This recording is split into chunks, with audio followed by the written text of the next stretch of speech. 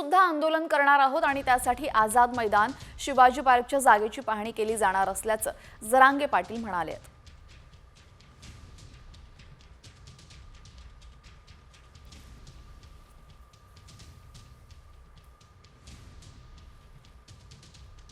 इथं 15 तारखेपासून साखळी उपोषण आता बेमुदत सुरू होत आहे. पुढे पुढे टप्प्याटप्प्यात हे राज्यभर वाढवलं जाणार आहे. आता प्रत्येक गावागावात वाढवलं जाणार आहे टप्प्यानुसार, टप्प्याटप्प्यानं आम्ही आझाद मैदानलाही पाहणीला जाणार आहे. तारीख लवकरच सांगतो आम्ही, कारण यांनी भयंकर फसवणूक केली. मुख्यमंत्र्यांशी, दोन्ही उपमुख्यमंत्र्यांशी किंवा सरकारशी डायलॉग ठेवला पाहिजे, सरकारशी बोललं पाहिजे आणि त्यांना जी काय आश्वासनं दिलेली होती, परवाच्या सुरेश धस तिथे गेले होते, ती नक्की शासन पूर्ण करेल.